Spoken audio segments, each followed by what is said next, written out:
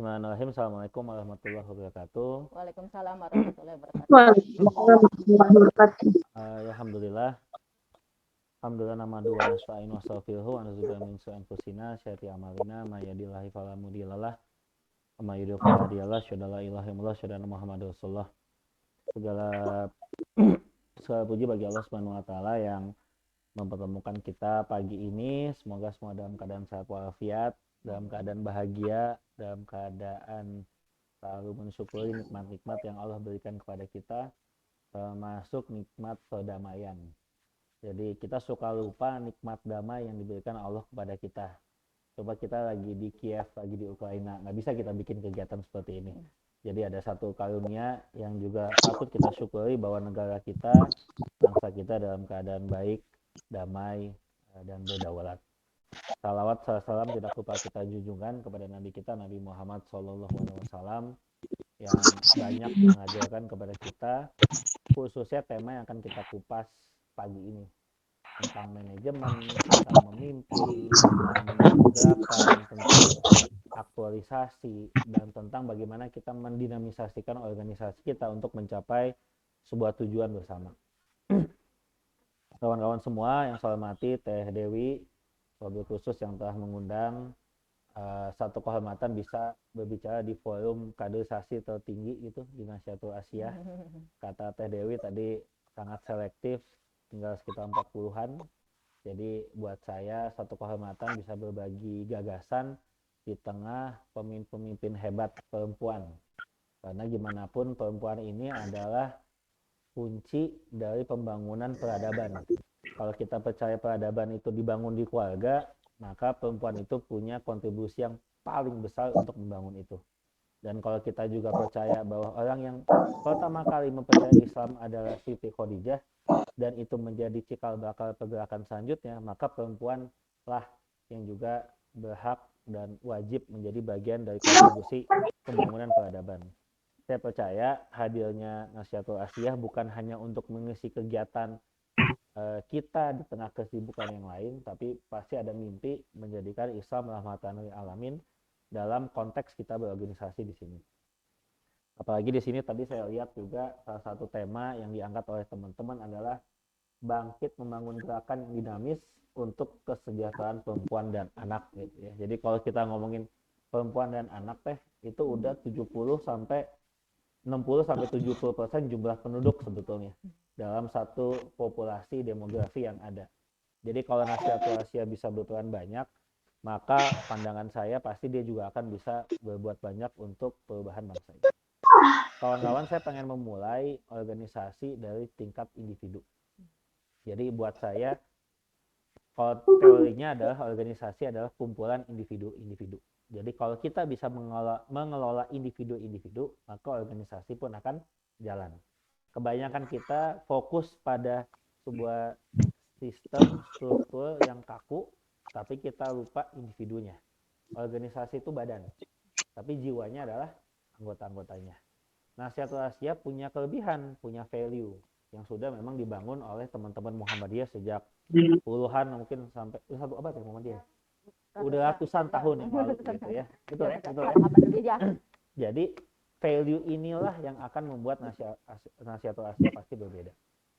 Karena teman-teman berhimpun ada kesamaan, satu kesamaan agama Islam semua di sini.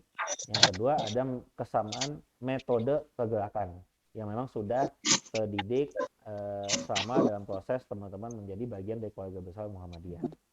Nah, jiwa-jiwa dalam individu-individu ini adalah manusia-manusia sebagaimana manusia pada umumnya. Dia butuh dihargai, dia butuh diapresiasi, dia butuh berkembang, dan dia butuh berkelas. Kalau dimudahkan, dihargai, dan bertingkat kapasitas. Semudah itu. Jadi kita mulai dari situ dulu sebelum kita ngomongin soal organisasinya. Sejauh mana organisasi sudah mengapresiasi individu demi individu. Sebutnya di sini ada 40-an. Atau mungkin Teh Dewi punya tim di Nasyatul Asia Jawa Barat ada sekian puluh contohnya. Teteh di Garut ada sekian lagi dan sebagainya. Sudahkah kita kenal individu per individu? Si ini sukanya apa, si ini kalau bete gimana, si ini kalau mukanya cemberut berarti mau gimana, si ini kalau kupingnya merah seperti apa, si ini kalau jilbabnya berantakan artinya gimana, di sini kalau pakai peniti artinya apa dan sebagainya gitu ya. Apalagi di sini muslimah mungkin akan lebih peka tentunya kan, kalau laki-laki kan suka cuek gitu ya. Iya. Kalau perempuan kan lebih peka. Jadi sejauh mana kita mengenal individu-individu menurut saya sangat-sangat penting. Maka salah satu langkah yang butuh dibangun dalam organisasi adalah kesamaan frekuensi hati. Sudah samakah frekuensi kita dalam menjalankan organisasi kita tercinta? Kalau sudah, maka mudah. Kalau belum, maka disamakan dulu frekuensinya. Nah, apresiasi ini juga butuh kita berikan. Apakah disapa, dihargain, diingat hari miladnya contohnya, atau hari-hari pentingnya, atau mungkin ketika dia punya anak kita juga ingat, dia promosi jabatan kita juga mengapresiasi. Dalam konteks di organisasi. Di dalam organisasi, ketika seseorang bekerja dengan baik, jangan lupa mengucapkan terima kasih. Ketika dia berbuat sesuatu, jangan lupa untuk dipuji dalam konteks positif, sehingga dia juga merasa bahwa kehadiran dia di sini punya nilai. Dan itu akan membuat dia lebih nyaman. Nabi Muhammad SAW pun juga tidak pernah lupa memuji, mengapresiasi sahabat-sahabat yang berjuang. Salah satu cerita yang juga kita selalu paham, ada satu peperangan namanya Perang Ahzab atau Perang Khandaq. Waktu itu Madinah itu lagi dikepung oleh pasukan multinasional, mudahnya begitulah ya. Kayak Ukraina lah. Enggak, Ukraina mah cuma lawan Rusia ya. Waktu itu ada salah satu sahabat yang masih sangat muda, tapi pernah menuntut ilmu teknik di Persia, namanya Salman Al-Farisi. Salman Al-Farisi kalau kita kait-kaitan dengan tingkatan sahabat-sahabat yang lain, ini masih anak muda gitu ya. Kalau di KNPI mungkin ya baru datang gitu, baru tahu gitu ya dan sebagainya. Tapi Nabi Muhammad SAW memberikan kesempatan kepada sosok muda bernama Salman Al-Farisi untuk menyampaikan gagasannya di forum, dan kemudian gagasannya itu yang membuat Khandaq, parit di sekitar kota Madinah diterima oleh sahabat-sahabat dan akhirnya memenangkan sebuah peperangan atas izin Allah Subhanahu wa taala. Nah, itu satu bentuk yang dilakukan. Jadi menurut saya membangun frekuensi hati ini sangat-sangat penting, dan salah satu bentuknya adalah kedekatan personal informal kita dengan teman-teman kita. Itu yang pertama. Yang kedua, dalam konteks individu, kita juga bisa memahami individu-individu ini mau berkembang dan tumbuh dengan cara apa dan bagaimana. Jadi setiap orang ini punya tujuan-tujuan personal ketika masuk organisasi. Ada yang mau aktif saja, ada yang mau, mohon maaf, terkenal, ada yang mau menambah pengalaman, atau mungkin kalau dalam konteks organisasi seperti Nasya atau Asyah mungkin bertambah soleh, bertambah dekat dengan Allah, bertambah keimanannya, semakin rajin ibadahnya, dan lain-lain. Singkat cerita, setiap manusia butuh peningkatan kapasitas. Satu periode kepengurusan di Nasya atau Asyah, jangan sampai kita hanya begini-gini saja. Kalau dulu kita bisa memimpin 10 orang, harapannya pasca selesai Nasya atau Asyah, satu periode baik di tingkat kota kabupaten maupun di tingkat provinsi, kita bisa memimpin 100 atau 1000 orang. Dulu kita bisa bikin kegiatan diskusi yang datang cuma 30 peserta contohnya. Tapi dengan pengalaman di Nasya atau Asyah, kita punya kesempatan berkembang untuk bikin kegiatan yang datang mungkin 500 atau 1000. Dulu mungkin kita cuma kenal 1-2 tokoh-tokoh, kalau bapaknya kan ayahanda, kalau ibunya apa? Ibunda ya. Iya. Ibunda Muhammadiyah ya mungkin pada tingkat tertentu. Tapi dengan kita aktif di Jawa Barat, mungkin kayak Teh Dewi juga kenal dengan tokoh-tokoh pusatnya yang mungkin dengan ketertarikan tersebut, kedekatan tersebut, ada potensi mobilitas vertikal dari individu-individu yang mungkin punya jaringan yang dibangun dengan organisasi ini.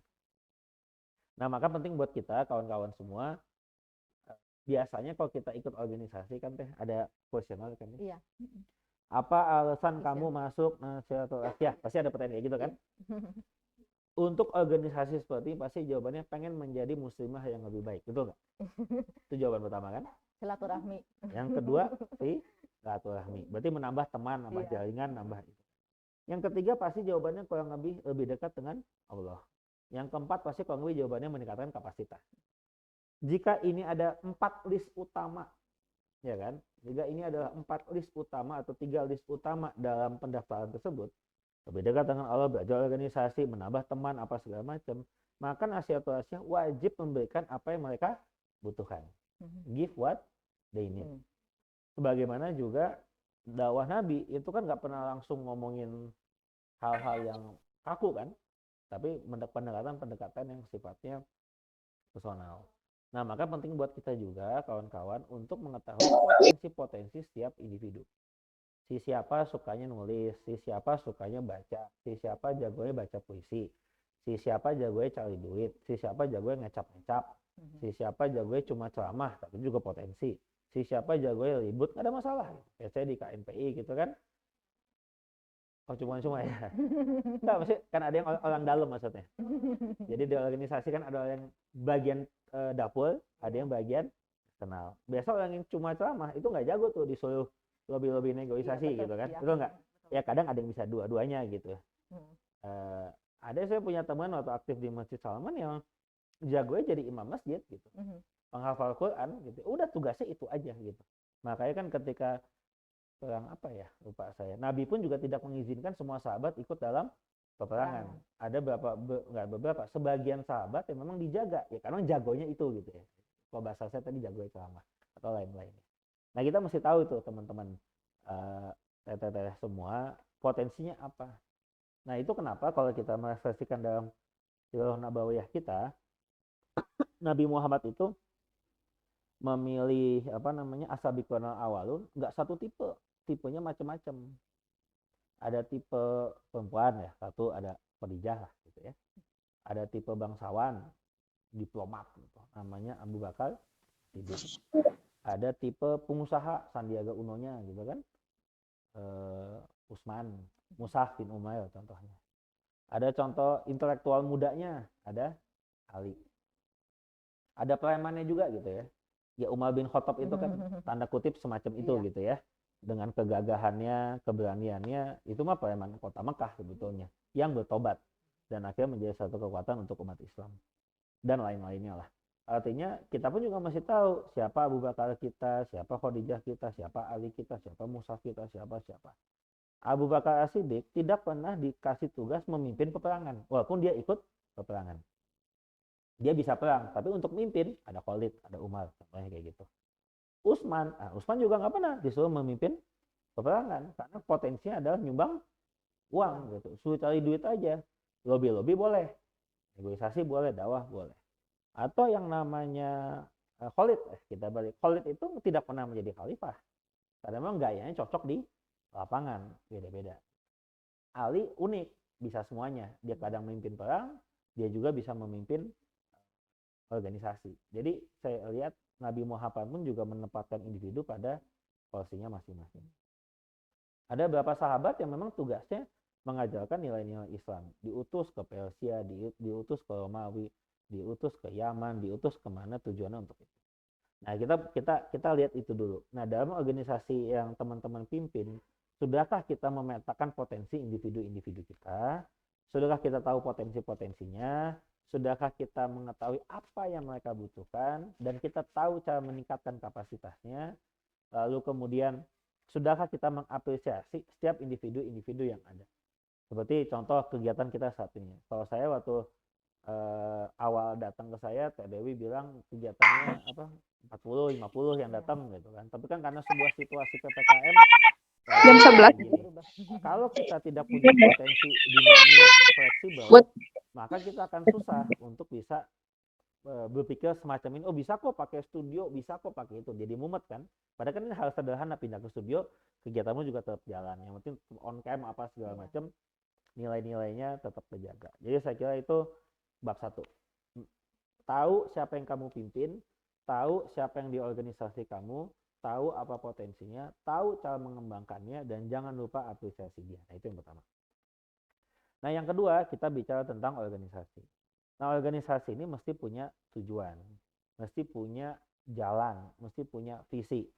Saya datang dari rumah saya di Dago sampai ke sini di jalan daerah Raja Pejuang lah, mudahnya kayak gitu. Saya nggak pernah ke sini, nggak tahu, nggak kebayang. Tapi saya tahu di sekitar sini kan kira-kira seperti itu kan. Kata Teh Dewi di belakang rumah sakit Muhammadiyah. Ya udah berarti saya tinggal datang ke rumah sakit Muhammadiyah, cari jalannya masuk kemana kan kayak gitu. Tapi saya punya tujuan. Tadi saya kelewatan dikit, tapi kan saya punya tujuan. Saya nggak panik-panik banget ya. Udah kan masih di sini-sini aja, nggak akan kemana-mana banget. Kalau kita punya tujuan, maka langkah kita tegak, Kalau kita punya tujuan, kesesat apapun kita akan nyampe tujuan. Iya. Saya dari Dago mau ke Cahem, bisa naik angkot, bisa naik Gojek, bisa naik Grab, bisa jalan kaki, ya kan? Bisa naik bis kalau mau, bisa pakai taksi, bisa naik pesawat kalau mau bahkan gitu ya, atau pakai helikopter. Tapi tujuan kita ke Cahem. Caranya bagaimana? Itu bab metodologi. Makanya ada visi, ada misi, ada program dan lain-lain. Kita punya mimpi mensejahterakan perempuan dan anak. Itu visi kita. Target caranya bagaimana? Bisa beda-beda. Bisa bikin pelatihan, bisa bikin pendampingan, bisa penguatan ekonomi, bisa bantuan sosial, bisa bikin panti khusus mungkin buat anak yatim. Metode bisa macam-macam, tapi tujuannya sama. Kira-kira seperti itu. Kalau di bab individu tadi saya menggunakan terminologi frekuensi hati, maka bab dalam organisasi adalah frekuensi mimpi. Nah, mimpinya udah sama atau belum? Nabi Muhammad SAW di tengah kepanikannya di perang Khandaq menyampaikan mimpi. Dipecahin itu batu gitu kan teh ceritanya kan? Iya. Ada cahaya cas gitu ya 3 kali gitu ya kalau nggak salah ya di sirahnya kan. Ditanya sama sahabat-sahabat, itu teh apa mungkin gitu ya bahasanya kalau zaman sekarang kan. Saya melihat pintu Persia kebuka untuk kita. Saya melihat pintu Romawi. Itu kan kayak tiba-tiba Jokowi ngomong, saya lihat Indonesia menaklukkan Amerika. Naon kayak gitu kan. Itu begitu gitu. Kalau kita baca sejarah dunia, Romawi di abad ke-6 ke-7 ketika Islam baru mulai, itu sebegitu hebatnya. Pasukannya hebat-hebat, pasukannya gagah-gagah, tiang-tiangnya mantep-mantep itu gedung-gedung. Kita masih pakai kayu jerami, mereka udah pakai semacam batu yang ditumpuk-tumpuk. Artinya peradabannya sudah jauh lebih maju ketimbang peradaban Timur Tengah saat itu. Tapi Nabi Muhammad dengan keyakinan ya juga karena pasti diberikan pencerahan, penglihatan oleh Allah Subhanahu wa Ta'ala, memberikan mimpi tersebut. Dan mimpi inilah Romawi, Persia, Konstantinopel kan gitu kan. Dan mimpi inilah yang dibawa oleh anak muda bernama Muhammad Al-Fatih sampai tahun 1492. Berarti abad ke-6 sampai abad ke-15. Abad ke-7 abad kan. Jadi kok Muhammadiyah udah 1 abad, mimpinya masih ada, itu bagus. Tahan lagi tuh sampai Al-Fatih 7 abad gitu. 7 abad masih kejaga. Tertakluklah di Konstantinopel di tahun 1490-an. Kira-kira seperti itu. Nah, mimpi inilah yang membuat umat Islam punya kekuatan. Nah, saat ini apa mimpi kita? Kan udah takluk Konstantinopel, kan udah ini, udah itu. Ada mimpi kita yang belum tuntas, yaitu menjadikan Islam sebagai rahmatan. Amin. Itu sama kan kita, sama semua, mau NU, Muhammadiyah, Persis dan segala macam, pasti kita punya mimpi yang sama. Jadi buat saya perkuat mimpi itu. Nah, tapi mungkin kalau mimpi rahmatan alamin mah terlalu tinggi, ya udah kita pada tatanan Jawa Barat dan tatanan perempuan sebagaimana konteksnya Nasyaratul Asyah itu aja kan. Teh Dewi mimpinya apa? Kenapa saya waktu maju KNPI pakai judul Pemuda Tersenyum. Tersenyum itu udah gagasan saya sejak saya jadi presiden mahasiswa di TB, membuat Indonesia tersenyum. Iya. Ketika saya jadi ketua PP di Belanda, belajar membuat Indonesia tersenyum. Ya karena KNP saya ganti aja jadi Pemuda Tersenyum. KNP tersenyum. KNP tersenyum. Ya kalau nanti maju apa tersenyum kan gitu aja kan sebetulnya. Tersenyum. Siap. Tinggal diganti-ganti aja kan. Tapi kan itu bentuk cara saya memvisualisasi sesuatu.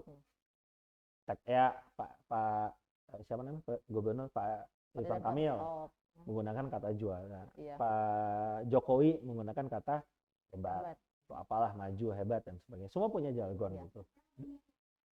Nah ya, saya mesti mikirin itu teh. Donald Trump make America great again, membuat Amerika hebat. Great itu kan udah paling mahal gitu ya. Obama tuh apa? Hope, kita berubah dan sebagainya gitu kan. Atau waktu zaman ada resesi kelompok Amerika kulit hitam, mereka menggunakan kata siapa Malcolm itu, I have a dream, tentang kesetaraan atau Kartini atau apa. Nah menurut saya ya atau Kiai Ahmad Dahlan mencerahkan dan lain-lain. Itu kan mimpi, itu kan visualisasi gitu, menggunakan kata-kata untuk buat orang bisa membangun mimpi gitu. Saya mencoba di contoh teknis saja, saya tersenyum apa? Senyum bahagia gitu kan. Ya kan bukan senyum ketawa-ketawa gitu, tapi senyum bahagia. Senyum itu kan ekspresi tertinggi dari rasa syukur atas situasi hidup kita kan kayak gitu kan. Kalau kita kaya tapi nggak bersyukur, nggak akan senyum.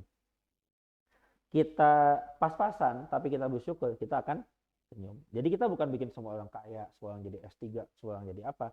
Tapi dia tahu apa potensinya, dia merasa cukup dengan apa yang sudah Allah berikan, dan dia bisa beraktualisasi. That's all buat saya gitu. Nah, nasihat rahasia apa mimpinya? Mungkin dari pusat apa-apa gitu. Gitu. Nah, kesamaan mimpi ini butuh direpetisi, diulang-ulang. Itu kenapa Quran pun juga diminta diulang-ulang. Gitu. Selain kita memang diminta untuk menghafal dan lainnya, mengulang-ulang itu kan mengulang-ulang mimpi, mengulang-ulang janji. Janji Allah adalah ada surga, ada neraka, kan gitu kan? Kalau kita berbuat baik masuk surga, kita berbuat tidak baik masuk neraka. Sesimpel itu kata Allah, nggak macam-macam. Jadi kalau repetisi mimpi tentang janji surga, mimpi surga itu diulang-ulang, maka kita akan berbuat baik terus, kan begitu ya? Sehingga kita takut. Makanya kalau dulu ada novel 5 cm teh, baca nggak zaman-zaman kita muda lah, kita kan usia gitu. Gantungkan mimpi kamu tepat 5 cm di depan kening kamu gitu. Kalau neraka bayangannya 5 cm di depan kening kita, mau nggak kita buat maksiat? Kan enggak. Tapi kalau dan pula kalau kita surga selalu 5 cm di depan mata kita, ya pasti kita akan berbuat baik. Mimpi nasihatul Asia pun juga mesti digantung 5 cm. Ini kalau mengutip novel kekinian gitu ya. 5 cm di depan Di depan mata kita. Nah, itu tugasnya ketua lah untuk menjelaskan. Tugas Dewi. Itu tugas Dewi nanti. Apa sih mimpinya teman-teman nasihatul Asia? Gantungan itu. Frekuensi udah sama atau belum? Nah, ini kan kita manusia. Ini jamaah manusia. Maka cara menyampaikannya pun juga mesti manusiawi. Nggak bisa diceramahin doang, nggak bisa didogma doang, butuh ada apa istilahnya improvisasi lah. Mau bikin lagu, mau bikin puisi, mau pakai tagline gitu kan, mau pakai apa, itu kan improvisasi yang teman-teman bisa bentuk sehingga mimpi itu terus direpetisi. Dalam teori komunikasi mungkin sebagian teman-teman juga belajar komunikasi, kalau kita ada opini diulang-ulang menjadi lintasan alam bawah sadar, lintasan pikiran kita menjadi gagasan-gagasan, menjadi perilaku, itu menjadi sebuah potensi perubahan, kan kayak gitu. Saya ingin, mungkin mimpi contoh, semua kader nasihatul Asia menghafal Quran, contoh kayak gitulah ya, supaya agak gampang aja gitu. Ngafalin Quran, baik, ngafalin Quran ini, segala macam. Lama-lama kan lintasan pikiran, lama-lama kita tersugesti untuk lebih mudah untuk menghafal Quran. Dan perilaku kita juga demikian, kita kurangin waktu main-main, kita kurangin waktu nonton, kita kurangin waktu yang tidak berfaedah untuk menghafal Quran. Contoh kayak gitulah. Atau dalam bulan Ramadan, biasanya kita punya mimpi-mimpi pragmatis di bulan Ramadan. Manusia kan pragmatis kan? Khatam 30 juz, apalah gitu ya. Tarawihnya sekian, tahajudnya nggak bolong, atau mungkin di masjid mulu kalau laki-laki, apapun itu. Mimpi itu diulang-ulang karena ada janji Allah terhadap janji di bulan Ramadan. Nah, jadi tugas TTT semua, ketua-ketua di kota kabupaten membangun mimpi itu sampai tingkat paling bawah. Nasihat rahasia ada sampai tingkat berapa kecamatan? Ranting. Ranting itu kelurahan ya teh. Ya. Sampai desa-desa. Ya, desa dan kelurahan ya. Berarti kan ada tingkat provinsi, Dewi, kota kabupatennya, ya, kecamatan, dan kelurahan. Ya, lebih dalam dari KNP itu. KNP kan cuma sampai kecamatan. Ya. Nah, artinya kan sampai level kelurahan itu mungkin di bawahnya ada sub ranting atau apapun gitu di tingkat RW atau RT pun itu masih tahu mimpinya apa. Kita ngulang-ngulang. Sejarah membuktikan tokoh-tokoh hebat itu bisa mengartikulasikan mimpinya dengan hebat. Ekstrim. Hitler dengan Nazi. Ini ekstrim lah ya. Iya. Mao Zedong di Tiongkok. Atau dalam saat ini dalam teori modern, Korea Selatan punya mimpi sederhana, ngalahin Jepang. Sejak tahun 1960, kun fayakun terjadi. Dulu mobil itu Toyota, betul kan? Orang tua kita mobil apa? Toyota. Gitu. Sekarang apa? Hyundai, gitu kan? Kia, apa segala macam. Handphone Samsung paling gitu kan? Ya. Yang dianggap bagus itu adalah Samsung. Dulu mungkin Nokia. Ada Panasonic, mungkin apa? Nokia, ya. Oppo juga boleh lah gitu. Nokia dulu. Taiwan, Oppo kan Taiwan. Oh iya. Taiwan pun juga sama, dia punya mimpi menjadi pusat semikonduktor terbaik dunia. Mimpi itu diulang-ulang. Dalam konteks ini banyak mimpi yang diulang-ulang dan istiqomah sampai tujuan, dia akan mencapai sesuatu. Makanya penting artikulasi mimpi, gagasan, propaganda kalau bahasa ekstrim. Dan itu sudah dikasih kode sama Nabi Muhammad SAW dan Allah Subhanahu Wa Taala. Apa kodenya? Kodenya adalah mukjizat yang dititipkan setiap Rasul adalah mukjizat yang memang akan berlaku untuk mengatasi masalah pada zaman tersebut. Jadi waktu zaman Nabi Musa yang lagi seksi itu magic, sihir kan? Harry Potter lah mudahnya kalau zaman sekarang. Makanya yang dikasih mujizat Nabi Musa kan tongkatnya bisa jadi binatang, bisa jadi apa, tongkatnya bisa belah laut dan sebagainya. Semua orang percaya karena orang itu kemampuan intelektual saat itu magic itu yang paling top lah, mudahnya kayak gitu. Zaman Nabi Isa dikasih mujizat salah satunya bisa menghidupkan yang sudah meninggal karena ilmu pengobatan sedang berkembang. Untuk kayak gitu. Nah, Nabi Muhammad dari sekian mukjizat-mukjizat yang Nabi Muhammad miliki, ada belah bulan, ada apa, yang dianggap mukjizat paling utama adalah Quran. Quran ini apa? Satu bentuk apa ya istilahnya? Bentuk sastra tertinggi gitu. Walaupun kita tidak boleh menyebut Quran itu sebuah produk sastra ya, tapi itu ada kumpulan-kumpulan kata, kumpulan-kumpulan kalimat yang membuat hati orang tergugah dan orang bisa berubah, kira-kira seperti itu. Apa kata kuncinya? Kata kuncinya adalah komunikasi media dan sastra akan menjadi kata kunci utama dalam membangun sebuah peradaban hingga akhir zaman. Nah, berarti masalah-masalah manusia akan bisa kita selesaikan ketika kita bisa memiliki kemampuan dialektika, kemampuan dialog, kemampuan sastra, kemampuan komunikasi, dan untuk meyakinkan semuanya. Nah, frekuensi mimpi itu dibangun dengan cara-cara demikian. Dan menurut saya, kalau frekuensi mimpi udah jalan, sisanya udah gampang. Cuma teknis gitu ya. Yang paling susah itu membangun kesamaan frekuensi hati dan membangun kesamaan frekuensi mimpi. Ini bab utamanya itu. Jadi kalau kita ngomongin backbone dalam pemahaman saya adalah hati dan mimpi. Kita ngobrol dulu, maunya apa. Untuk organisasi seperti Nasihatul Asyah ini lebih mudah menurut saya, homogen pisan gitu kan ya. Udah muslim, perempuan, Muhammadiyah gitu kan. Udah semua perasaan, udah makin mengkerucut gitu. Mungkin kalau kayak KNPI kan ripuh ya. Nah, ketawanya puas semua gitu kan. Itu kenapa? Apa? Ya nggak apa-apa, emang ripuh kan. Karena ya ripuh dalam konteks memang isinya kan macam-macam kan. Ada seperti Nasihatul Asyah, ada yang lain dengan gayanya berbeda-beda. Kenapa ripuh? Ya karena value-nya berbeda-beda, sah gitu kan. Dan memang disitulah karena KNPI kan bukan sekedar organisasi, tapi arena kepemudaan. Di situ ada keripuhan, berantem segala macam, ya bagian dari situ aja buat. Nah, jadi menurut saya justru NA Muhammadiyah ini punya kesempatan untuk membangun organisasi yang solid. Semakin spesifik organisasi, sebetulnya akan semakin mudah untuk bergerak. Karena resistensi dan potensi konfliknya semakin minim. KNPI, gerbongnya para gerbong. Jadi gerakannya memang agak lambat, nggak ada masalah. Tapi gerbong itu tetap butuh berjalan. Jadi ibarat kata kapal pesiar yang sangat besar gitu. Kalau teteh mungkin F-16 gitu kan, yang saset gitu kan. Karena udah muslimah, Muhammadiyah kan kayak gitu kan, value-nya sama, bacaannya sama, gurunya sama, ayahanda ibundanya sama, ustadznya sama, apanya sama dan sebagainya. Ya kan, kalau konflik kan tinggal innamal mu'minuna ikhwah gitu kan, selesai gitu kan semuanya. Udah tenang. Kan kira-kira begitulah ya. Nah, tapi kan kalau di tempat yang partai politik, itu kan ripuh juga kan. Ada kudeta, ada apa. Dan itu sah-sah saja gitu. Dan PBB lebih ripuh lagi, NATO lebih heboh lagi. Semakin varian, semakin heterogen sebuah organisasi akan semakin ripuh, dan itu memang demikian gitu, sah-sah saja. Nah, jadi teman-teman punya kesempatan. Oke, sebelum masuk bab 2 ya. Bab 1 tadi ya, frekuensi hati, frekuensi mimpi. Nah, utamanya itu sebetulnya udah selesai sih materinya, cuma karena panjang kita tambahin ya. Boleh. Nah, boleh. Karena intinya itu doang gitu kalau buat saya gitu. Kalau ini udah beres, yang lainnya mah ya apalagi yang dibahas gitu kan. Nah, tapi karena judulnya tadi gimana dinamis, gimana apa, saya pengen mengangkat tentang tantangan kita berorganisasi. Saya kan sisi dalam, nah sisi eksternal gimana. Nah, kawan-kawan, tantangan umat kan makin kompleks. Dari zaman dulu sampai sekarang babnya sama, orang pemikiran kan kayak gitu.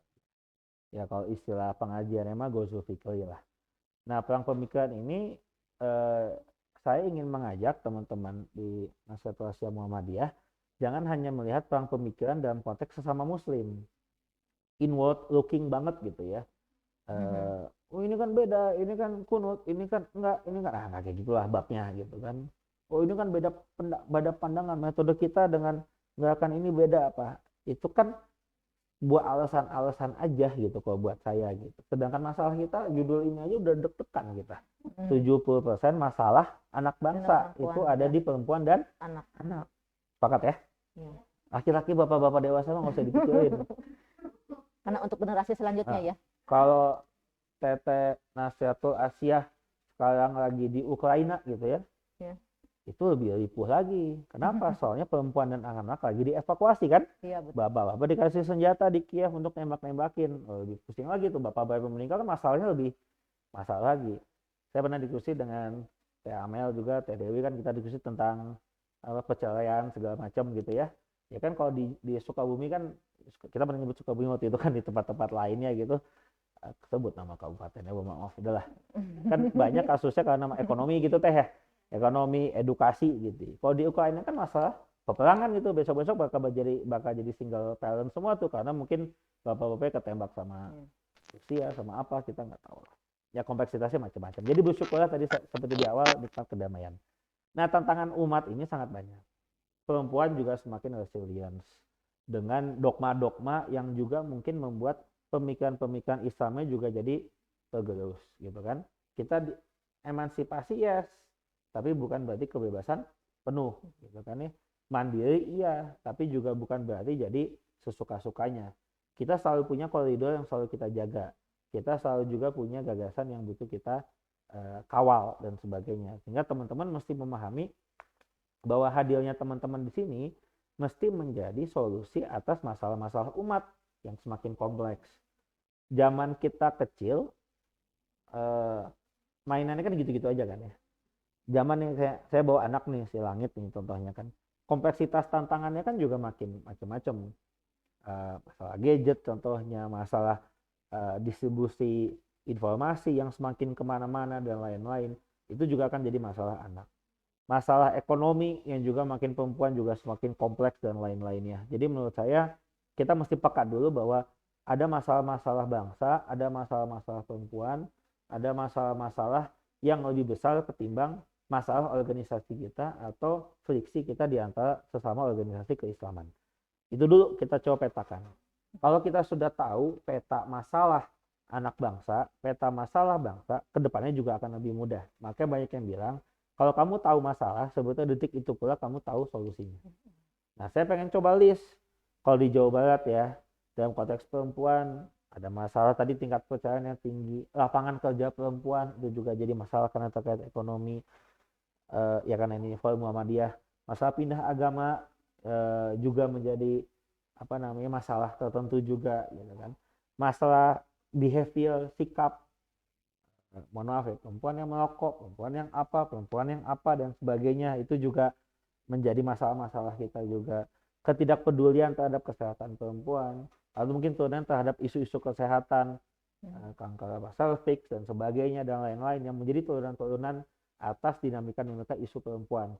Banyak sekali. Isu anak dari anak paling kecil, malnutrisi yang mengakibatkan stunting, contohnya kayak gitu. Pendidikan anak di usia dini, teteh guru TK, itu kan contohnya.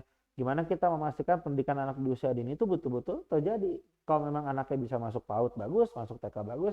Kalau enggak gimana di keluarga itu bisa memang ada pendidikan yang cukup. Di tingkat SD, saat ini kita punya tantangan dengan PJJ gitu kan. Pendidikan jarak jauh contohnya. Itu bagaimana kita memastikan karakter pendidikan anak juga berjalan. COVID udah 2 tahun, bayangin kalau anak SMP. Berarti kan dia 2 tahunnya tidak berjalan. Kita merasakan bagaimana kita tumbuh berkembang karena hidup dengan teman-teman kita, betul kan? Di situ ada konflik, di situ ada persaingan sedikit-sedikit, di situ ada dinamika, ada sentuhan, ada saling bermain, ada saling apa. Itu kan akan berdampak pada pendidikan anak kita di masa depan gitu. Saya pulang sekolah main bola, main basket, taekwondo, apa. Kita menikmati itu gitu, naik angkot atau apa dan sebagainya ketika kita pulang gitu. Atau anak kuliahan udah 2 tahun bayangin. Lulus corona katanya. Lulus corona gitu kan. Nah ini juga jadi tantangan dalam konteks organisasi seperti Nasihatul Asia yang mungkin dulu penetrasi utamanya salah satunya masuk via kampus, betul kan? Kampus itu kan selalu jadi ujung tombak dalam kita memberikan sentuhan-sentuhan idealisme dan ideologi-ideologi yang kita yakini. Itu juga masalah-masalah. Nah saya pengen kita lebih gelisah terhadap masalah itu. Woman trafficking Iya. Wah itu sadis itu. Kalau kita mau main investigasi ya, kalau memang teman-teman punya kemampuan dan lain-lain, kita main investigasi di bidang-bidang itu gitu. Itu kan saya punya teman pernah cerita, ya itu masuk ke ruko si calon yang mau di apa trafficking kan gitu ya. Iya. Kan ada dua pola, ada memang dikumpulin lalu kemudian kerja di dunia yang betul gitu ya, sebutnya asisten rumah tangga, cuma mungkin diperes uangnya diambil dan sebagainya, itu satu tipe. Ada yang lebih parah kan ditipu kan, lalu dibawa ke Makau, dibawa ke Hong Kong, dijanjin betul. kerja di restoran, dijanjin mohon maaf kemudian menjadi Perempuan. pelaku-pelaku dunia malam dan lain-lain. Itu kan juga jadi masalah-masalah, dan ini kan masalah utamanya apa, masalah pendidikan, betul kan, Ekonomi, ya. masalah pendidikan, pemahaman kita. Kalau kita tahu ini baik ya pasti, tahu ini nggak baik pasti kita akan menjauhi. Muhammadiyah sebagai organisasi yang dikenal mendidik, organisasi yang punya kampus banyak, betul kan? Saya selalu bilang ke TDW dulu, sering ngisi di kampus Muhammadiyah tuh, di Makassar, di Jogja, di mana. Ini juga sekolah kan di sini kan ya. Iya. Jadi sudah sewajarnya Muhammadiyah juga masuk pada wilayah mendidik perempuan-perempuan supaya dia bisa menentukan sikap. Memang ekonomi sulit, tapi bukan begitu cara kerja kita untuk menyelamatkan ekonomi kita. Dan masalah-masalah HIV, AIDS, apa dan sebagainya. Jadi cuma ngomong 5 menit aja dari satu mulut saya, kita udah punya 10-15 masalah perempuan. Apalagi kita FGD setengah jam, apalagi kita FGD 2 jam. Masalah perempuan kalau mau kita list, mungkin nanti kita list deh. Saya ajak beberapa ketua-ketua KPM perempuan gitu ya. 100 masalah perempuan Jawa Barat, pasti ada teh. Pasti ada gitu. Kita bikin daftar masalah perempuan Jawa Barat, kita bikin analisa sederhana, satu masalah satu halaman, 100 masalah. Hayo anak muda kita selesaikan. Nah, cara pendekatannya beda-beda. Muhammadiyah punya cara ini punya cara apa dan sebagainya. Saya mungkin di KNP juga bisa mensupport pada wilayah apa dan lain-lain. Nah, tantangan ini menuntut organisasi. Nah, dalam konteks organisasi dia masih agile tulisannya. Agile itu kalau dalam bahasa teori organisasi itu dia dinamis, fleksibel, dan adaptif. Mudahnya kayak gitu. Kita mesti memahami kawan-kawan semua, udah lewat zamannya organisasi yang strukturalis. Tuh, anak-anak muda, bahkan kita-kita gitu ya, kan nggak suka diatur, betul nggak? Sukanya bebas gitu, sukanya dikasih kesempatan berkreasi, sukanya dikasih kesempatan berkembang, sukanya tuh atasan jangan banyak bacot lah, bahasanya kayak gitu kan. Udah ayahanda ibunda percaya sama kami bisa ngerjain, gitu aja kan. Kalau kami salah, ingetin. Kalau kami nggak ada apa-apa, ya udah nggak usah. Ya kalau cuma masalah kurang pulpen, kurang makan, kurang apa, nggak usah salah sambutan dan sebagainya, jangan jadi hal yang heboh gitu ya. Nah, saya ingin kita pun juga menjadi organisasi. Ini juga sama 2 ya. Organisasi yang agile ini menuntut kelincahan dalam organisasi. Makanya tadi frekuensi mimpi itu sama. Yang penting mimpinya tercapai, caranya apa bisa berbeda. Yang penting mimpinya tercapai, organisasi berubah pun juga berbeda. Saya divisi acara, saya nggak mau ngerjain lain, nggak begitu. Dalam organisasi yang agile, kita bikin tim dalam tim of team, timnya para tim. Ya sebetulnya Teh Dewi punya tim 20, bukan berarti Teteh cuma ngerjain acara, si Teteh ini ngerjain konsumsi, si Teteh ngerjain apa. Tapi ke dalam konteks dinamis, kita bisa bikin tim kecil untuk ngerjain hal yang sifatnya target-target tertentu. Nah, dalam konteks ini, saya menantang teman-teman Nasyatul Asia untuk bisa lebih fleksibel, yang saya yakin juga sudah sangat fleksibel, tapi lebih fleksibel lagi dalam menanggapi situasi-situasi dan isu-isu yang ada kekinian gitu.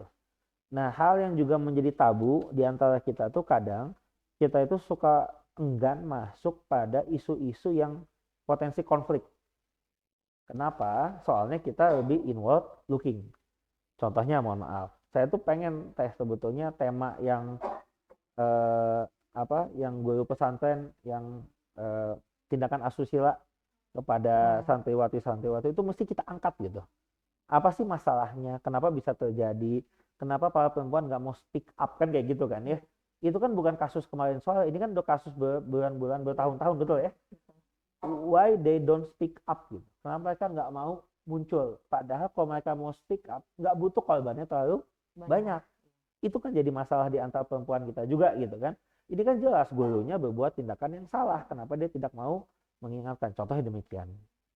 Atau saya minggu depan laporan juga ke teman-teman Nasyatul Asia, saya diundang oleh organisasi berbasis Kristen Nasrani untuk diskusi dialog pemuda Nasrani Islam dalam konteks nasionalisme gitu. Buat saya yang begini-gini juga jangan tabu gitu untuk dibahas gitu. Jangan sampai jadi kita enggan-enggan tapi di belakang kita jadi ada yang nggak tuntas gitu dan sebagainya. Nah, mungkin organisasi yang agile ini menjadi penting, kita jadi tahu apa tantangan-tantangan dan kita bisa jalan. Nah, yang terakhir mungkin sebelum diskusi, saya ingin mengajak ini karena organisasi keislaman, dulu saya pernah ke Amerika, ketemu dosen ilmu geopolitik lah, ilmu HI, ngomong tentang umat Islam di Indonesia, itu sama Kang Emil.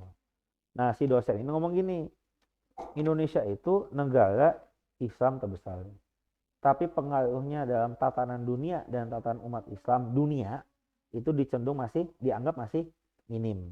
Ada ya, bukan nggak ada, tapi dengan sebagai populasi terbesar semestinya kita bisa berbuat lebih. Apa masalahnya? Masalahnya karena kita inward looking, selalu melihat ke dalam.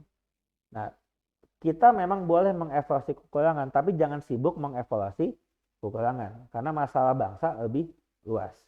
Kalau kita ingin, banyak yang suka mengatakan dalam teori organisasi, punya tujuan, melakukan pergerakan, nanti organisasi di dalam akan berbenah dengan sendirinya. Nah, kita sedangkan punya gaya yang berbeda. Kita benahin dulu sampai selesai, kemudian kita baru bangkit gitu. Padahal yang ini nggak akan selesai. Saya aktif di Masjid Salman ketika di kuliah dulu tahun 2005 sampai 2010. Saya nulis buku, nulis apa, masalah-masalah aktivis masjid, aktivis dakwah, apa-apa segala macam. Sampai sekarang kita juga aktif gitu ya, suka ngisi di kampus, balik lagi, masalahnya masih sama kayak 10 tahun yang lalu gitu kan. Peserta dikit, kaderisasi gagal gitu kan, kira-kira duit nggak ada, kegiatan susah, pembicaraan susah dikontak, kan masalah masih sama gitu. Jadi masalah-masalah klasik menurut saya bukan diabaikan. Ya jangan jadi pusing-pusingin banget gitu. Mendingan kita melompat, cari tantangan, kita kerjain, nanti gini akan berbenah dengan sendirinya. Nah, dalam konteks gagasan, saya pengen teman-teman lebih banyak muncul. Pick up gitu ya. Jangan cuma bising-bising doang, noise gitu. Tapi jadi suara, jadi voice. Nah, itu yang saya ingin teman-teman perempuan di Jawa Barat muncul. Gagah aja muncul. Ini kan studio udah bagus gitu. Ngomong apa kayak, ngomong apalah gitu. Kami perempuan Asia menuntut PBB bertanggung jawab atas masa depan perempuan di Ukraina. Kayak gitulah, ngomong apalah. Gitu kan. Iya. Allahu Akbar. Gitu kan. Kan boleh kan begitu kan. Nah, kita kurang teh. Nah, ini kan karena udah kaderisasi tingkat 3. Kan berarti pemimpin semua kan? Iya. Bab public speaking, bab gagasan udah lewat betul. Mestinya gitu kan. Ada. Artinya kan berarti tinggal beraninya gitu. Saya pernah kuliah di Belanda. Indonesia itu pintar, hebat, cerdas. Masalahnya apa? Masalah PD. Ya saya mah karena kebetulan ya kuliah di ITB, emang biasa mimpin, kepedean mah ada gitu ya. Kadang kepedean gitu ya. Cuma banyak teman-teman yang yang secara intelektualnya jauh di atas kita, rajinnya minta ampun, tapi karena dia inferior kompleks, inward looking, dia nggak mau muncul. Bangsa kita nih mau di head to head kalkulus, fisika, kimia, teknologi, jago. Juara-juara MTQ, dunia-dunia kan Islam juga Indonesia kan juga banyak gitu. Jadi saya berani menjamin dalam konteks intelektualitas, konteks kapasitas berpikir, kita itu top of the top di dunia ini. Tapi dalam konteks kepercayaan diri, kita low of the low, enggak low juga lah gitu ya. Tengah-tengah lah ya. Coba Soekarno nggak pede. Merdeka nggak kita 17 Agustus 1945? Enggak. Ya kan? Wah, sombong banget Indonesia, negara nggak jelas, tiba-tiba merdeka. Kan itu kan self-proclaim kan sebetulnya kan ya. Jepang lagi chaos karena Hiroshima sama Nagasaki dibom sama Amerika, dengan gagahnya Soekarno-Hatta mendeklarasikan kemerdekaan. Kita punya contoh sejarah bahwa orang percaya diri akan memenangkan sebuah pertarungan. Nah, saya pengen, kalau saya boleh ngasih PR kan, ini kan pemateri kan ya, boleh ngasih PR kan ya. Kalau saran saya, teteh moderator gitu, untuk si 40 ini bikin satu video pernyataan sikap, isu apapun. Isu apapun yang dikuasai lah gitu kan ya. Azan yang lagi heboh gitu, boleh sikap aja gitu kan ya. Isu apalah gitu kan ya. Jadi menurut saya, kalau boleh Teh Dewi, itu nanti diupload di YouTube-nya Nasihatul Asyah gitu. 3 menit aja, nggak usah lebih dari 3 menit. Ngomong yang betul, ngomong yang tajam, ngomong yang tepat. Jadi tugas untuk si 40 peserta ini bikin sebuah pernyataan sikap atau sebuah ekspresi individu atau ekspresi intelektual atau pemikiran individu terkait isu-isu yang ada di Jawa Barat, di Indonesia, atau bahkan dunia. Kalau mau ngomong isu dunia lagi seksi, masalah di Myanmar, masalah di yang di Tiongkok tuh Uighur kan, masalah di Ukraina, masalah di mana, muncul pakai bahasa Inggris kalau butuh, kasih nilai tambah atau apa segala macam. Menurut saya bikinlah kompetisi kecil-kecilan gitu ya, kasih hadiah-hadiah gitu dan sebagainya, membuat kita ada lomba. Menurut saya sih kita butuh itu gitu. Saya pengen ngajak anak muda Indonesia mesti berani voice up. Saya nih kan mau ke KNPI ya, dan apa sih program yang bagus gitu kan, apa gitu kan, uang terbatas, program mesti didistribusikan. Aku cek di Google ada programnya Global Change Maker, dunia, programnya dunia, donatur dunia masukin uang ke sana. Kalau ada kesempatan cek di Google Global Change Maker, di situ ada banyak program yang dibiayain oleh donatur dunia gitu. Saya pengen tahu apa sih yang program dianggap baik. Ya Allah, itu programnya gitu-gitu doang teh gitu kan. Latihan baca buat anak-anak, latihan bahasa sandi buat yang membutuhkan disabilitas, latihan film buat perempuan, itu kan kita bisa bikin gitu kan. Ini film di sini juga bisa gitu kan ya. Pelatihan memasak buat apa, emang pengemasan dan menceritakannya bagus. Nah, hebatnya orang bule, storytellingnya jago. Nah, saya pengen mengajak sebagai penutup, karena organisasi juga butuh gerakan, kembali juga pada konteks mukjizat yang paling baik adalah sastra ya, saat ini karena konteksnya demikian, komunikasi. Maka jangan sampai ada satupun kegiatan Nasihatul Asyah yang tidak diceritakan kepada umat dengan cara yang sebaik-baiknya, nggak cuma foto sama tulisan. Saya coba lihat gimana sosial media KNPI berubah sejak saya coba mulai masuk. Aktif, heboh, nolak dikit mah nggak apa-apa gitu ya. Karena memang butuh begitu gitu. Saya lagi upgrade tim, lagi mau beli alat apa segala macam, videonya jalan, apanya jalan, storytellingnya jalan. Saya kemarin sempat ada kegiatan kecil-kecilan dadakan, datang ke lapas anak-anak yang di Sukamiskin kan. Itu kan cerita gitu, anak-anak yang karena sebuah situasi berbuat sesuatu yang memang salah, dihukum oleh negara, tapi mereka pengen berubah kan. Kan ada satu story taubatan nasuha sebetulnya dalam si cerita ini gitu ya. Jadi kalau boleh teteh juga masuklah ke lapas perempuan di sana, bantu mereka hijrah, bantu mereka tobat, jadikan cerita hijrahnya sebagai inspirasi buat anak muda untuk bisa lebih baik. Jadi saya kira itu teman-teman semua, semoga dongengnya tidak membosankan. Buat saya tantangan nih karena ngomongnya depan kamera gitu ya.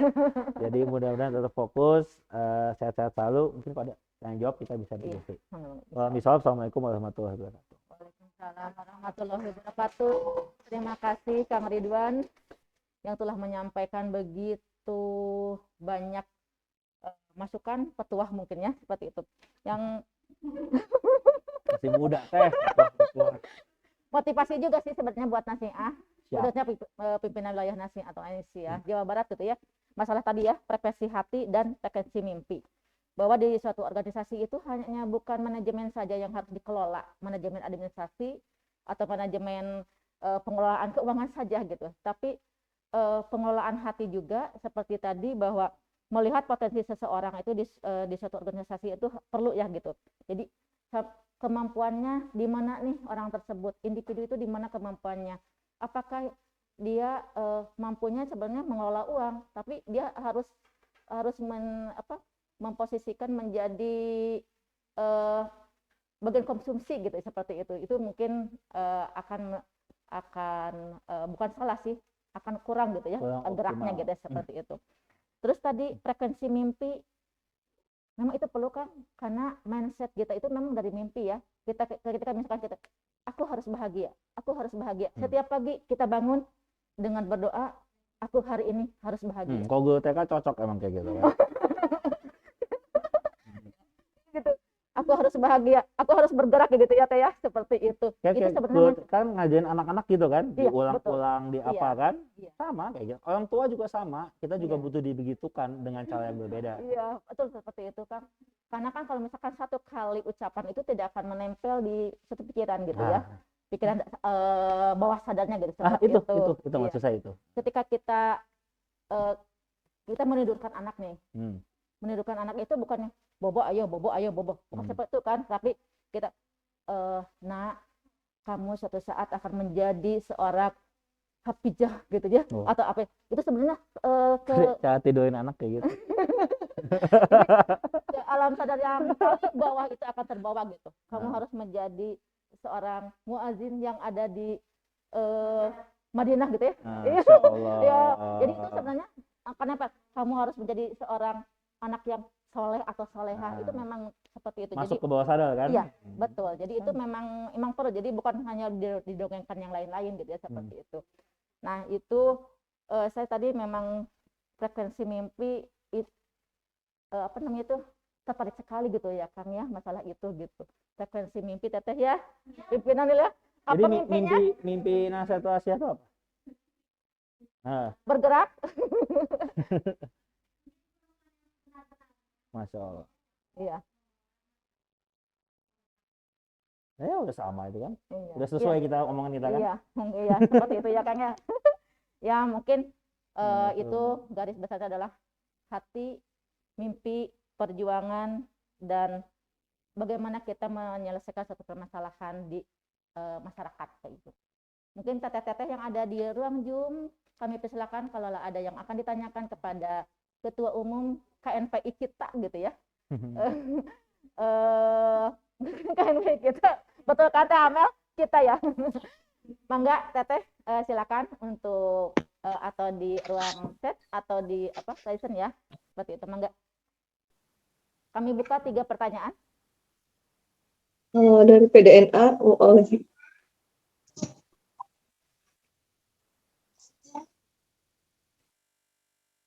mohon izin Siap. dari PDNA Kota Tasikmalaya. Oh, mangga teteh. Apakah Teh Winda diizinkan? ya. Teh Winda. Iya. Mangga Teh Winda. Iya, terima kasih Ibu Moderator. Saya sangat berbahagia sekali diberikan lagi kesempatan untuk bertanya dan menggali pengalaman yang sangat luar biasa ini ya dari Ketua KNPI kita. Kita teteh kan memiliki. Mangga teteh teraskan teh. Ya, langsung saja pertanyaannya, bagaimana membangun organisasi dan meregenerasi organisasi itu gitu. Lintas kalau di KNPI kan ya lintas organisasi ya Pak. Ya begitu pertanyaannya. Ya. Bagaimana membangun Ya. organisasi lintas lintas apa? Bagaimana membangun organisasi untuk meregenerasinya. Oh, Organisasi itu sendiri kan saya khususnya di Departemen Pengkaderan, Ketua Bidang Departemen Pengkaderan. Ya masih ini ya khusus untuk DNA barangkali bisa di komunitas. Ini kan untuk Bapak Ketua KNPI membawahi berbagai jenis OKP yang KP. begitu banyak. Pertanyaannya Banget. bagaimana gitu ya untuk sharing saja ya regenerasi organisasi itu sendiri khususnya Bapak sebagai Ketua KNPI. Ya terima kasih. Assalamualaikum warahmatullahi wabarakatuh. Waalaikumsalam warahmatullahi wabarakatuh. Langsung jawab ya. Oh, boleh langsung Nih, ya. nggak bawa catatan. Oh iya ya. Langsung jawab aja ya. Bukunya Nanti di tas. oh iya. Nanti boleh menyusul nanti pertanyaan selanjutnya. Apa? Kaderisasi itu adalah kunci dari organisasi. Mesti saya ngomongin tapi saya lupa. Iya. Saya sejak dulu mah orang kaderisasi. Sekarang kalau nggak ada halangan, saya jadi ketua kaderisasi pemuda Pancasila Jawa Barat. Oh iya ya. Jadi ngurusin pemuda Pancasila. Ya nggak apa-apa, tapi dibantu sama teman-teman lah. Jadi kalau di kaderisasi, pertama filosofi dulu. Sebaik-baiknya pemimpin adalah pemimpin yang bisa membentuk pemimpin yang baru. Teh Dewi akan berganti ya juga karena faktor batasan usia, juga pengen pasti berkiprah yang lain dan lain-lain. Saya pun juga menggantikan Ketua Rio 3 tahun lagi, juga mungkin pasti ada yang menggantikan di sini dan sebagainya. Maka regenerasi itu penting. Dan untuk membangun regenerasi memang butuh dipersiapkan. Makanya kita kalau boleh ada tahapan-tahapan kaderisasi yang bisa disusun oleh teman-teman Nahdlatul Asyah. Nah, di pemahaman saya ada 4 tahap dalam membangun bangun kaderisasi khususnya untuk organisasi keislaman. Yang pertama, kita mengenalkan, kita takrifkan, lalu kita membentuk, kita takwimkan, lalu kita tata, kita organisasikan, ditanzimkan, lalu kemudian kita eksekusi, ditanfiskan, kira-kira seperti itu.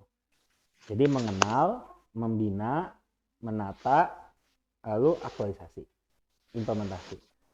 Maka kemudian yang dulunya menjadi objek kaderisasi, dia akan menjadi subjek kaderisasi. Jadi dia akan adalah kaderisasi adalah sebuah siklus. Teteh dulu mungkin berapa belas tahun lalu masuk Nahdlatul Asyah dari bawah gitu kan. Betul. Atau saat ini mungkin Teh Dewi dulu ikut yang kegiatan ini berapa tahun yang lalu kan, semacam itu kan. Dulu adalah objek kegiatan dari Alkom Nahdlatul Asyah ketiga, saat ini menjadi pelakunya. Jadi pasti ada siklus. Nah, dalam tahapan-tahapan ini ada beberapa kata kunci. Sebetulnya bisa satu materi. Dalam mengenal, tadi saya sampaikan, give what they need. Kasih mereka butuh. Buat mereka nyaman, buat mereka suka, tahu potensi yang mereka kembangkan. Takwim, setelah dibentuk, gitu kita bina dengan dengan kegiatan-kegiatan dan juga pelatihan-pelatihan secara terstruktur. Nah, dalam organisasi seperti ini, bagusnya ada yang umum, ada yang khusus. Yang umum yang mungkin seperti ini, dengan materi-materi sebelumnya dan lain-lain. Yang khusus dipertajam. Kalau emang jago yang main pedang, jago yang main panah dilatih panah, di jagonya berenang dikasih kolam renang, kira-kira seperti itu. Jadi menurut saya penting untuk kita mengetahui dan memfasilitasi setiap potensi-potensi teman-teman kita sehingga kita bisa memberikan fasilitas-fasilitas. Nah, kalau memang ternyata organisasi tidak bisa memberikan karena keterbatasan kemampuan, kan macam-macam. Ternyata ada kebutuhan pelatihan jurnalistik, ya Anda bisa menitipkan kepada organisasi lain untuk dia mengikuti pelatihan jurnalistik. Atau yang paling cocok memang mentorship peer to peer, itu paling efektif. Saya mengajarin Teteh contohnya cara berbisnis, ya udah kita fokus sampai Tetehnya bisa bisnis. Itu paling efektif. Maka organisasi itu pengembangannya itu nggak butuh eksponensial, ikutin aja sesuai dengan kapasitas. Nah, kebanyakan juga sebagai ketua, saya pun gini juga, ini curhat juga. Di KNPI saya juga tidak bisa langsung ngegas, saya butuh mengsolidkan dulu semuanya. Karena saya mesti tahu kapasitas tim kita gitu. Kadangkala kita turunin standar kita sedikit agar timnya bisa berjalan. Jadi dalam penataan organisasinya dia juga bisa sesuai. Nah, tadi yang ketiga tadi penataan organisasi, siapa ditempatin di mana, ngerjain apa, bagaimana, sampai kapan. Itu teknis lah ya. Nah, yang kemudian eksekusi, mereka dikasih kesempatan untuk aktualisasi. Nah, jadi menurut saya punya kurikulum itu penting. Ini udah betul, NA udah tahap 1, tahap 2, tahap 3. Yang agak rapih itu kan TNI, militer, polisi, itu kan rapih banget kan. Jenjang ini, sesko, apa, pangkat. Jadi orang kalau nggak ikut tahap 3 ini nggak bisa jadi ketua-ketua apa kan kayak gitu kan. Ini tuh paling betul sebetulnya. Nah, tinggal secara spesialisasi bagaimana, secara yang umumnya bagaimana, memastikan ini terulang dengan baik. Materi seperti yang saya sampaikan, kalau udah ikut yang materi ini apakah nanti diulang lagi tahun depan di volume-volume untuk apa? Refreshment, program-program refreshment, mengingatkan lagi tema-tema tertentu. Jadi menurut saya itu juga sangat penting untuk kita bisa menyiapkan. Nggak ada salahnya Anda menyiapkan beberapa nama untuk disiapkan lebih khusus. Ya tadi mentorship itu, sebagai Teh Dewi mau bergantian tahun depan kan? Ya mulai dipetain siapa, mulai transfer ilmu, transfer pengalaman, transfer jaringan, banyak hal. Sebetulnya gini, organisasi seperti NA bisa melakukan itu. Kok KNPI mah nggak bisa, ini mah organisasi politik gitu kan. Yang 3 tahun lagi menggantikan saya bisa dekat dengan saya, bisa enggak. Dan itu nggak ada masalah, sah-sah saja gitu ya. Bisa berbeda banget kebijakannya dengan saya, bisa sama banget. Belum kebayang lah saya gitu ya. Tapi di sini bisa, nanti jaringannya ditransfer. Oh gini loh, ini ketua KNP Kang Yusuf, dikenalin dulu gitu. Jadi nggak kagok-kagokan gitu kan ya, dan sebagainya. Atau mungkin mungkin udah kenal sama ayahanda, ibunda di mana dan sebagainya. Ini cara ngontaknya, ini cara apa. Kontak database bisa di WhatsApp. gitu kan. Tapi jaringan itu tidak bisa diberikan begitu saja. Pengalaman itu nggak bisa diberikan begitu saja. Banyak organisasi gagal kaderisasi karena transfernya itu gagal. Akhirnya cuma ganti nama, tapi si sistemnya nggak bisa dialihkan. Nah, dalam sisi lain, kaderisasi juga akan efektif jika sistem organisasi juga udah solid lah, udah bagus gitu. Ya di sini ada tahap 1, tahap 2, tahap 3 itu kan sistem. Itu oke. Berarti kan minimal ada minimum kalau di politik minimum threshold, kalau di SD mah minimum requirements lah, kapasitas minimal, kapasitas minimal yang dimiliki calon ketua Nahdlatul Asyah gitu kan. Ya, apa dia berjilbab, dia apa gitu. Kita nggak akan pada perdebatan calon ketua Nahdlatul Asyah nggak berjilbab kan, nggak akan begitu kan ya, pasti sudah berhijab, ngerti agama, ngerti apa, bisa pernah memimpin skala tertentu, pernah apa, itu kan udah oke. Nah, tinggal nanti ini berjalan. Jadi menurut saya untuk organisasi seperti Nahdlatul Asyah, kaderisasi wajib hukumnya jalan. Karena Anda punya satu ekosistem organisasi yang semi tertutup kan kayak gitu ya. Kan nggak sembarangan orang bisa masuk ke sini gitu dengan segala macam ceritanya. Jadi bangun sistem itu, bikin kurikulum. Kalau saya dulu suka memixkan dengan buku saku pramuka gitu deh. Pramuka itu bagus tuh bikin sistem. Hafal dasar apa? Dharma gitu. Dharma checklist. Bisa mengikat tali checklist. Bisa masang tenda checklist gitu kan ya. Bisa nyalain api unggun checklist. Nah, apa spesifikasi umum dan spesifikasi khusus, kualifikasi umum, kualifikasi khusus yang butuh dimiliki calon ketua Nahdlatul Asyah. Contohnya kayak gitu. Hafal juz 30 checklist, hafal juz 29 checklist. Kalau sudah berkeluarga, keluarga sakinah mawadah bahagialah kira-kira begitu kan ya, dan sebagainya. Atau mungkin dalam konteks karena ini punya penghasilan, atau mungkin suaminya bisa, karena perempuan lah ya, suaminya bisa mendukung apa kegiatannya dan sebagainya. Checklist ini penting. Jadi jangan sampai kita di organisasi itu nggak semuanya kualitatif. Memang kadang ketua tuh punya basiroh tersendiri gitu, bisa punya penglihatan, tapi nggak gitu-gitu juga gitu. Menurut saya itu butuh ada justifikasi. Maklum orang teknik ya. Jadi segala sesuatu tuh memang ada sentuhan personal. Tetap itu pasti ada. Tapi sentuhan kuantitatif gitu atau justifikasi teknisnya juga butuh disampaikan. Kenapa si ini bukan si ini gitu? Apa sih itu? Ya saya kira itulah. Kalau di KNPI tadi pertanyaan, di KNPI sih kita mungkin tidak akan melakukan kaderisasi bagaimana karena ini kumpulan organisasi. Paling kan kita lakukan hanya sifatnya upgrading yang tapi tidak tersistemik gitu ya. Atau mungkin kita bisa memfasilitasi ya ternyata nih, saya mau bikin pelatihan jurnalistik, kan kader Nahdlatul Asyah juga bisa nitipin ke saya gitu daripada bikin sendiri, ngundang tokohnya susah ribet, titip aja ke kita. Nah, saya pengen kita justru melayani kaderisasi spesifik yang bisa kita fasilitasi ke teman-teman OKP gitu. Ya saya kan nggak ngerti value-nya Muhammadiyah, jadi saya nggak akan nyampein itu kan. Tapi kan kok leadership, memimpin, cara fundraising, boleh dong kita bercerita, dan mungkin KNPI bisa memfasilitasi. Jadi begitu. Mungkin begitu Teh Winda dari Kota Tasik, bagaimana? Teh Winda. Terima kasih, sangat memuaskan jawabannya. Nuhun. Mangga Teh yang lain, 2 pertanyaan lagi mungkin ya Teh. Oh, Teh Firma dari Teh Firma mangga dari PDNF Pangandaran. Ya. Bismillahirrahmanirrahim. Assalamualaikum warahmatullahi wabarakatuh. Waalaikumsalam warahmatullahi wabarakatuh. Perkenalkan, nama saya Firmawati dari Kabupaten Pangandaran. Terima kasih Ketua KNPI, diskusi yang sangat mencerahkan. Tadi bicara soal gagasan ya. Di KNPI sendiri di bawah kepemimpinan Ketua, adakah nafas gerakan feminisme dalam program atau dalam membuat konstelasi atau menempatkan perempuan pada formasi strategis? Adakah kebijakan atau aturan di KNPI yang memberikan afirmasi khusus bagi perempuan untuk ditempatkan di formasi strategis seperti ketua, sekretaris bendahara? Karena kan tadi bicara soal masalah bangsa, masalah perempuan dan anak ini kan termasuk masalah yang paling banyak ya. Iya ya, sebentar. Jadi yang jadi pertanyaan, apakah ada afirmasi khusus, kebijakan khusus di dalam KNPI menyoal itu, walaupun KNPI organisasi yang memang erat dengan politik kan tidak menutup kemungkinan, karena di dalam kepartaian, dalam pemilu dan pilkada juga kan ada afirmasi khusus untuk perempuan. Gitu. Terima kasih Ketua. Siap. Ya, sama-sama Teh Kayak Firma. lagi Mangga. ini apa hearing calon ketua KNPI gitu. Oh. Mangga Kang? Jadi gini, iya jawabannya ada gitu, pasti Iya. ada lah ya. Yang pertama, di tahun ini pertama kali bidang perempuan tuh lebih dari satu. Biasanya cuma wakil ketua bidang perempuan. Iya. Saat ini kami pisah, ada perempuan dan politik, perempuan dan ekonomi, perempuan ketahanan keluarga, perempuan dan anak, ada 5 bidang lah terkait perempuan. Dan di situ diisi para perempuan-perempuan hebat,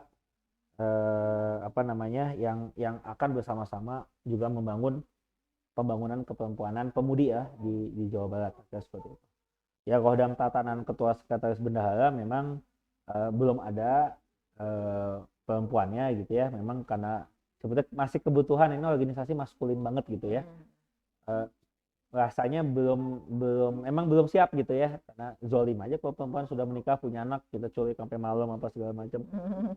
Istri saya juga udah mulai protes ini kan, pulang pagi apa segala macam kan. Kita biasa rapat selesai jam 10, KNPI kadang mulai rapat jam 10 malam. 10 gitu malam. kan. Oh iya. Tapi saya kira ininya mesti berubah lah. Biahnya Islamnya lingkungannya juga akan mesti berubah siapa. Nah dalam konteks kepemimpinan tadi sempat semangat feminisme gitu ya, ya saya kira ini kan saya juga takut salah nih ngomongin feminisme nih di sini dinotasikan seperti apa gitu, apakah sesuatu yang bagaimana. Kok istri saya kan feminis syariah gitu ya, jadi dia bisa bercerita banyak nanti. Nah tapi menurut saya masalah banyak, makanya bidangnya saya banyakin sehingga bisa lebih spesifik. Kita memang belum sempat FGD khusus teman-teman perempuan, tapi saya kira akan kita adakan dalam waktu dekat, sehingga tadi 100 masalah perempuan Jawa Barat akan kita, mungkin itu dulu kali Teh Dewi ya, bikin 100 masalah gitu. Kita ngumpulin masalah dulu lah gitu, kalau udah tahu masalah kita tahu solusi. Jadi saya kira itu kita punya semangat yang sangat positif dan antusias untuk tema perempuan, karena menurut saya itu 50% penduduk itu perempuan, kalau ditambah dan anak berarti jadi 70%. Jadi kalau tema perempuan ini bisa kita beresin dari sisi politik, kepartisipasi dalam politik, dari sisi ekonomi, dari sisi ketahanan keluarga, dari sisi kontribusi dalam mengurus anak, pendidikan dan sebagainya, pendidikan anak dan sebagainya, itu menurut saya juga akan sangat-sangat penting. Nah tinggal memang sinergi programnya bagaimana. Nah turunannya memang di dinas-dinas provinsi itu juga banyak program-program terkait perempuan yang akan kita guide. Jadi pendidikan anak bagaimana, bidang ekonomi begitu, UMKM perempuan kita masuk, pembiayaan akses pemodalan kita cari ke BJB dan lain-lainnya. Jadi menurut saya memang kita mesti kreatif. Saya juga mohon tadi dukungan Teh Firma ya. Ya, Teh Firma juga untuk bisa sama-sama. Tadi katanya profesinya advokat. Saya juga mungkin akan butuh bantuan advokasi hak-hak perempuan yang juga semakin kompleks kan. Mungkin saya belum paham, tapi setahu saya banyak perempuan dalam konteks ya perpisahan keluarga dan sebagainya di pengadilannya dirugikan gitu atas satu dan banyak sebab gitu. Menurut saya kita juga bisa berperan untuk sebagai advokat publik terhadap isu-isu tertentu. Atau belakangan kita punya rancangan undang-undang yang perempuan PKS apa? Singkatannya apa? Partisipasi apa? Kekerasan apa? Enggak, yang RUU PKS apa singkatannya? Ya itulah pokoknya gitu kan. Itu kan tema perempuan banget kan. Itu kan tema perempuan banget gitu. Perlindungan terhadap kekerasan seksual. Nah, kayak gitulah mudahnya gitu kan ya. Jadi kan itu juga satu isu gitu. Ketika negara bisa hadir, KNPI sebagai organisasi politik juga wajib mengadvokasi kebijakan-kebijakan publik. Nah ini kita memang belum masuk lebih spesifik. Ya mudah-mudahan kita bisa lebih produktif kan. Kira-kira gitu. Terima kasih Kang. Bagaimana Teh Firma? Siap, sudah jelas Teh. Terima kasih. Saya juga di KNPI soalnya. Iya. Siap, mohon dikawal Teh, mohon dikawal. Ya, ada lagi Teh? Mungkin satu lagi ya? Satu pegang. Jam 12 aja. Iya. Tidak kerasa. Kalau ngomong tuh cepet ya. Ini ada pertanyaan di room chat Teh. Di room chat. Mangga.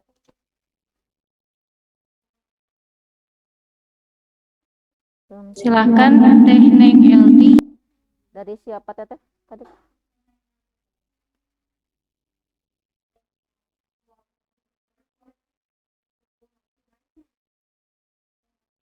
Oh, yang dari Sumedang bukan?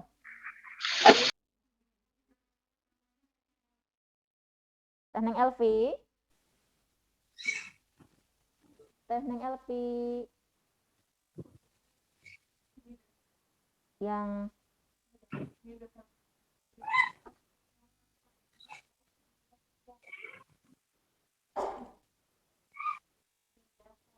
Mida Satria.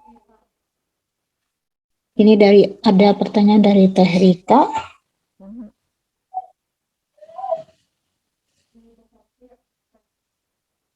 Kok nggak ada sih?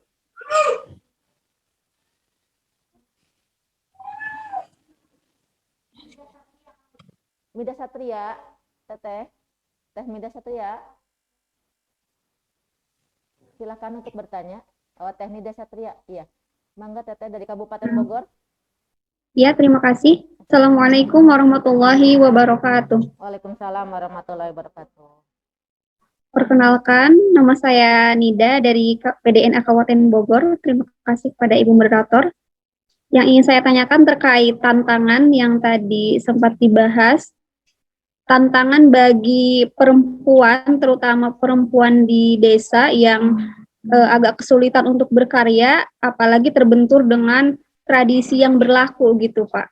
Nah, menurut Bapak bagaimana gitu ya, agar perempuan ini bisa tetap berkarya atau berkontribusi walaupun menghadapi tantangan-tantangan yang seperti itu gitu, yang terbentur dengan tradisi yang berlaku atau misalkan pengetahuan yang minim dan sebagainya. Terima kasih. Assalamualaikum warahmatullahi wabarakatuh. Waalaikumsalam warahmatullahi wabarakatuh. Terima kasih Teh Nida. Mangga Kang. Iya Teh Nida, dan semuanya saya kira ini masalah kita semua ya. Di Indonesia kan ada tradisi, ada mitos, Iya. ada apa lagi ya, budaya, Budaya, kultur ya, gitu ya, yang kadang bercampur aduk dengan agama dan bercampur aduk dengan tadi lintasan pikiran dan lain-lain. Perempuan masih menikah muda, gitu. Perempuan cuma di dapur doang atau apa dan sebagainya. Perempuan tidak boleh berkarya, kan itu masih banyak di mana-mana. Gitu. Perempuan mesti ngikut aja, mesti suaminya dolim dan sebagainya. Nggak begitu gitu. Kalau menurut saya sih ya. Jadi tugas kita, jadi jangan nanya solusi. Tugas kita adalah yang mendidik, mengedukasi gitu ya, mencerahkan teman-teman. Jadi kalau memang kita tahu ada masalah seperti ini seperti itu, ya tugas kita mah ya datengin langsung, kita sambut langsung. Apalagi teman-teman punya akses sampai kelurahan ya kita buat pelatihan. Pelatihan pertamanya pelatihan mindset dulu. Ya sama frekuensi mimpi. Mimpi bagaimana perempuan yang tadi apa Teh visi misi Teh, perempuan yang sebenar-benarnya gitu kan. Benar-benarnya. Apa sih definisi perempuan yang sebenar-benarnya? Ayo kita citrakan gitu. Ayo kita buat visualnya gitu kan. Dia ngapain, dia apa dan sebagainya. Lalu yang kemudian tugas kita adalah menyamakan informasi yang masuk ke teman-teman yang ke desa-desa ini gitu. Kadang mereka orang itu kalau udah punya akses, punya info, dia bisa bermimpi kemanapun. Dia tahu bahwa contohnya tanaman apa bisa jadi apa gitu. Padahal tanaman itu ada depan rumahnya gitu kan. Akan beda dengan dia tidak tahu bahwa tanaman itu nggak bisa jadi sesuatu gitu. Dia bisa berproduksi, dia bisa membuat sesuatu dan sebagainya. Makanya dalam teori pengembangan komunitas atau community development, kita tuh ngelihat apa potensi di dalam sana, dalam satu lokasi, dan kemudian gimana kita mengembangkan potensi itu. Jadi kalau boleh, teman-teman NA satu kecamatan mestinya punya satu desa binaan gitu. Sehingga kita bisa fokuskan programnya apa, pengembangannya apa, bangunnya apa, dan sebagainya. Nah, saya dengan beberapa OKP, ya KKNA juga tertarik lagi mulai masuk di dunia ketahanan pangan. Dan menurut saya tema perempuan pun juga akan masuk di sana. Bikin kolam apa bioflok gitu kan, buat lele, buat apa itu nggak begitu mahal. Pembiayaannya pun juga lebih sederhana. Ada kredit usaha rakyat dari Bank Jabar Syariah itu cuma 3% bunganya. Bukan bunga lah. Apa sih kalau syariah itu? Ya itulah semacam kesepakatannya bagi hasilnya. Ataupun pakai bunga gitu ya, walaupun riba itu diangkat 3% di BJB. Artinya juga memungkinkan hal semacam itu. Ya kalau dia minjem 1 juta, 3% kan 30.000 kan, kalau lebih kan kayak gitu. Jadi menurut saya penting untuk kita juga memiliki knowledge terhadap hal tersebut. Informasi kita masukin, anak muda tuh masih tahu infonya ini dan ini. Nah, target saya adalah gimana dengan 139 organisasi kepemudaan yang ada di Jawa Barat termasuk NA, kita bisa menyentuh 12 juta anak muda. dengan cara apapun gitu. Mau pakai sosial media, mau pakai kumpul, mau pakai apapun, sehingga info-info kebaikan tuh bisa masuk. Kemarin saya mau launching kegiatan sama Pikiran Rakyat Media Network, pelatihan konten kreator. Pelatihan seminggu full tuh Teh Dewi, kalau boleh teman-teman NA juga ikut, tapi syaratnya satu, mereka tidak boleh punya pekerjaan, ini hanya untuk pengangguran. Jadi pelatihan seminggu, lalu kemudian mereka dilatih oleh ahli-ahli menulis, tulisannya kemudian diupload di media-medianya Pikiran Rakyat, Jawa Pos dan jaringan-jaringannya. Setiap ada yang klik membaca tulisan tersebut, dia dapat duit, kan kayak seperti itu. Itu kan satu info-info yang juga butuh kita angkat. Jadi menurut saya, satu, kita edukasi untuk mengatasi isu tradisi, isu budaya, dan lain-lain. Yang kedua, kita edukasi untuk memberikan informasi-informasi yang terbuka buat teman-teman di pedesaan, sehingga mereka punya kemampuan bermimpi, berhayal, dan berbuat sesuatu. Yang ketiga, kita kasih bantuan teknis, sehingga mereka juga bisa berkarya dengan hal-hal tersebut. Dan yang keempat, bagaimana akhirnya kita bisa mengadvokasi hak-hak mereka jika mereka punya keterbatasan tertentu yang butuh kita advokasi. Jadi saya kira itu mohon dibantu juga kalau teman-teman punya strategi-strategi yang lebih khusus, kita kerjakan sama-sama. Tiap desa, tiap titik akan punya strategi yang khas. Tugas kita sebagai garda terdepan perbaikan umat, kita mengetahui apa yang khas dari tempat tersebut, sehingga kita bisa menyelesaikan masalah yang ada di sana. Saya kira itu. Terima kasih Kang Ridwan yang telah bagaimana Teh Nida? Maaf, Teh Nida. Ya, Ibu, terima kasih. Oh iya, sama-sama. Sekali lagi saya ucapkan terima kasih kepada Kang Ridwan yang telah memberikan materi tentang manajemen program organisasi menuju akselerasi dan dinamisasi gerakan yang tadi telah disampaikan, dan mohon maaf kepada teman-teman yang ada di ruang Zoom yang tidak bisa karena kami hanya memberikan 3 pertanyaan karena waktu ya mungkin sudah habis, dan ada masih banyak yang ingin ditanyakan tentang masalah untuk kemajuan suatu organisasi yang dipimpin adalah bagaimana kita menjalankan organisasi khususnya tentang nasihat gitu ya, pembinaan dan nasihat atau ANSIA. Yang tadi catatan 2 adalah terapkan frekuensi hati dan frekuensi mimpi di dalam suatu organisasi. Saya sebagai moderator, mohon maaf atas segala kekurangannya. Wassalamualaikum warahmatullahi wabarakatuh. Waalaikumsalam. Waalaikumsalam warahmatullahi wabarakatuh.